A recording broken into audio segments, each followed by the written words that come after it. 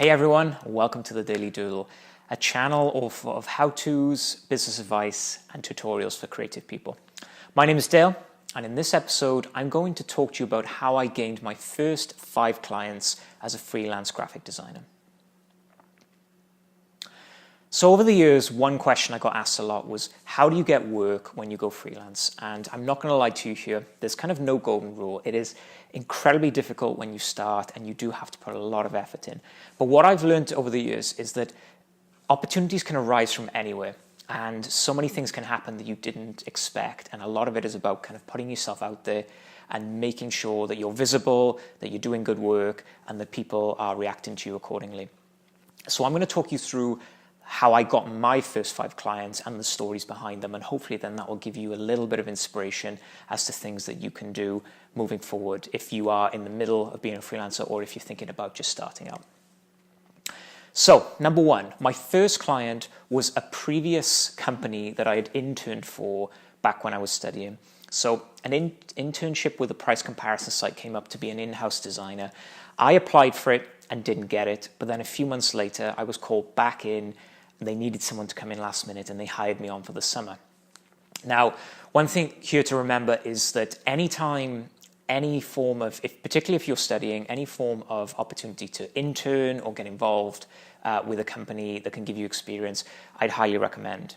Just because it will allow you to create contacts, which is what happened with me. So after I left the internship, I went back to study for a year. It turns out then, near the end of my time at university, the head designer of the price comparison site left. So they called me in to cover for this person while they tried to hire on someone new. And that then eventually became my first job as a freelance graphic designer. Over the course of a few years then, they continually used me for different projects on an on-off basis because they knew they could trust me and they had a very personal relationship with me. Number 2 then was the CEO of a charity of someone that I knew personally from school. So this was obviously, very lucky that I knew this person, but it just makes you think about, okay, how can I be resourceful here? So rather than kind of pitching, when you first start out as a freelancer, it's very easy to think, okay, I'm just going to write to my friends on my wall. I'm going to write on Instagram like, hey, if anyone needs a logo, let me know. And you're pitching to the wrong people here. So you don't want to be pitching to friends and family. What you need to think about is, right, who do I know? Who are in positions of authority or would make that kind of decision in bigger companies? And getting in front of those people rather than friends and family is going to give you a lot more traction. And one thing I had to do with this particular person is to chase them up as well.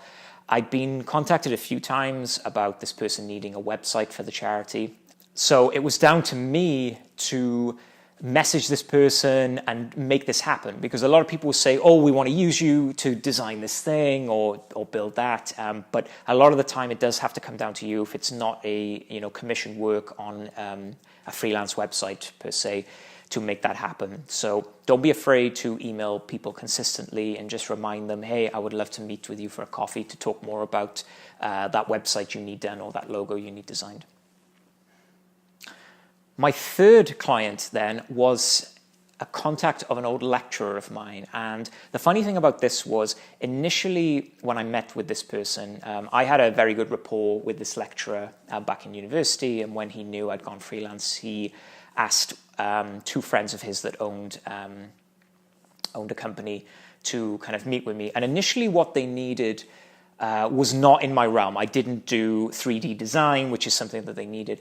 But the good thing was I made a very good first impression. I was very enthusiastic. I kind of loved what they did. And I was very honest with them as well. I said to them, this is not in my realm. I don't know how to do this. I know someone who could help you. But if you did need me for XYZ services, I would be gladly on hand to help you out. And lo and behold, a couple of months later, they got back to me and I had an ongoing rapport with this company over the course of the next few years because of my honesty and because I didn't try to take on something that I couldn't do. And if you are in that position, over the course of being a freelancer, obviously I took on jobs that, were quite maybe not in my skill set. Obviously, this is an opportunity to learn, but also try and make sure you have good rapport with people who can do similar skills that kind of cross over into your industry. So as a graphic designer, I always made sure I had good rapport with a web designer and a digital marketer and someone who's very good with SEO, so that when those tasks inevitably cropped up, I knew the right people that could help me out, and vice versa. Then I kind of became the go-to graphic designer. So if on their end, say the web developer needed someone to do graphics, he would then say, oh, I know Dale, he's really good, you should use him. And you start to build these little teams of freelancers that will help each other and work together on kind of bigger projects. So it's always good to don't be afraid to take on jobs that you're kind of not too accustomed to, but be sure that you have the people within your network that can help you do that and deliver a good job and share the work between you. So client number 4 came from a networking event. Now, I appreciate that networking is really difficult. It's so forced and cold, and I get that it's such a nightmare and it's kind of very mentally taxing to go to. I went to various networking events across South Wales when I was based back in Wales in the south of the UK, and I really struggled with it. It was difficult, but it does lead to certain things because you are meeting people in person, and that then instills trust. So a good example I can give you is I went to one networking event in particular. I handed out my business card to everyone there, and one guy was a head of Design Wales, which is a government-funded incentive for companies to go get funding to help them with design principles. So I handed out my card to this guy. I didn't think anything of it. What you'll find is people who are overly enthusiastic and say, yeah, I'll definitely call you, I definitely want to use you, won't get back to you. And then the contact that you think you'll never hear from again will be the one to get back to you. So what happened a couple of months later, the guy had passed on my details to someone within Design Wales. They invited me in to pitch for a branding project, which I didn't get, but they kept me on the roster. And then another few months later, I was invited back to pitch on another project that I did then win, and ended up doing a handful of branded projects for the Design Wales incentive.